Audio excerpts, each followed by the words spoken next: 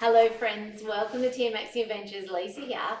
Hey, today I'm going to make some dinner and I thought I'd bring you along and share with you an easy dinner. Maybe you want to put this on your schedule in your home.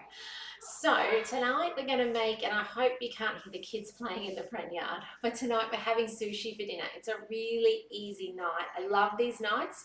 I kind of get to the end of the day, and it's been a huge day. We've had a massive day out and about doing things with the kids, and usually Thursday night's not my night to cook, but we're a bit out of rhythm since chicken pox. Now my oldest has chicken pox, so we're just rolling with it. So I was like, what are we gonna have for dinner? I've got lots of sushi paper, so this is a really easy one. And the great thing is I can even cook off the protein while it's happening. So if you've never made sushi before, come today, learn.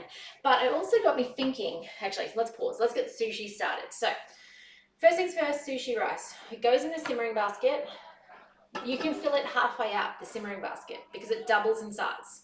So you can go all the way up to the halfway point. Don't go over that because you're going to run out of capacity when it does suck up all that water, okay? I rinse mine. I don't know if that's necessary or not, but I like getting rid of some of that starchiness, and it is a hugely starchy water mix when this starts cooking off. If you don't have the varoma on top, it will make a very big mess. The measuring cup does not hold it, nor does another simmering basket. This is what you need to have on the top to keep those bubbles, the starchy bubbles, even after rinsing, contained to this. By the way, if you're watching on today, say hello, engage in some way in the replay. And if you're watching on YouTube just shortly, because it's already late in the afternoon, hit subscribe as well. And of course, share these. If you have someone around you with a Thermomix, let's make sure they know how easy it is to make sushi in their Thermomix. Until the end of the month, we're actually doing all manual cooking, or 99% manual cooking. So they can learn how to use their Thermomix manually. And if they're TM31 or TM5, this is how they need to drive it anyway. Okay, so this is, TM6 people, I'm teaching you to be able to do it manually as well. I am curious though if the TM7 will be able to do this. Like by now, I know you've probably all heard about it. I'm not going to spend too much time on it at this stage because we've got an amazing run out deal on the 6 at the moment. And if you want to know more about that, reach out, okay? But can it do this? It's got the awesome steaming mode, which I'm super excited about having on the mode screen, right? On this screen over here.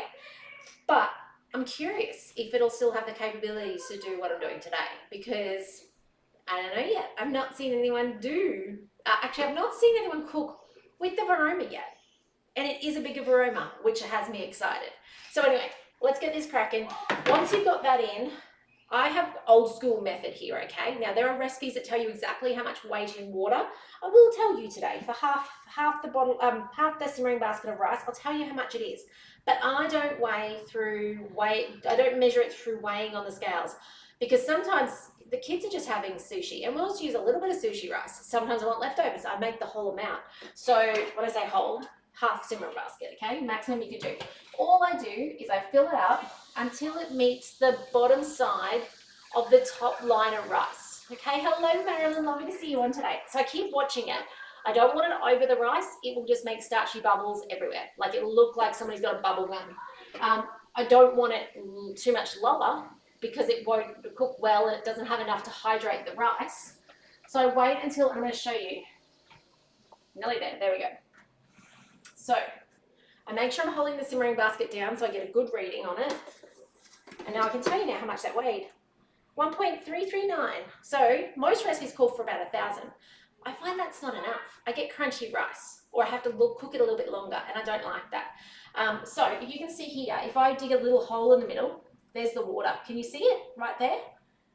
Yeah, so it's just there, okay? And if I look around the edges, I can see it just there. Now this works whether you've got this much in the basket, or as I do, this much in the basket. So you don't have to go weigh it. Just put the simmering basket in, go all the way up to that low grain of the last bit of rice there, okay? Just to the bottom of it.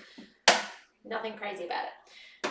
Okay, lid on. I need this is the part I'm curious about how it would work, because with the TM7 you can open cook. I don't know, maybe they don't open cook with the lid off when you're doing rice, because rice would make a very starchy mess, right? So I'm not sure. Anyway, watch this space, because I guess over the next couple of months we're going to see Europe get theirs first in April. and we'll then get ours in July, which is really exciting. By the way, I've got a little red star on the front of my website. If you are interested in being kept up to date as I learn more, click on the red star, put your details in, and I'll just have a list of those of you who want to be kept up to date on that info. You're not signing up to buy it, you just want to be informed. I hope my video is still working. I feel like it may not be, so I'll just keep talking and hope for the best. But what I'm going to do now is I'm going to layer up the protein as well. So that on top, Vorwerk. Okay, now I normally do this on the tray, and I don't need to today because I'm not putting anything else in. Normally I'd put like eggs in as well, and you could boil eggs in this 20 minutes. I'm simply going to put my recently chopped up, still mostly frozen chicken thigh in here. Okay, excuse me while I just grab a spatula, because me and meat touching does not happen, which is why I pre-cut it. So just pushing it apart. Now, anytime you're using the Vorwerk, you do want to make sure you can see some of the hole here. You don't need to see this much. This is more than enough. You just need to be able to see, and I call it like scone size. You know the scone cutter? That's the size. All that does is it means that you don't lose that steam or that heat out the, oh, I think it's probably mine, Marilyn, sorry, but you don't lose it out the side. Okay, so it'll come up the center and cook off. Now you can put some salt, some pepper, paprika, whatever you want on the top that's going to suit your taste. Ours is going in sushi. I do have some sticky sauce left over from the other day, so I may use that. But now all I do to finish it off is I put it on 20 minutes. So I'll bring this back to this screen. 20 minutes.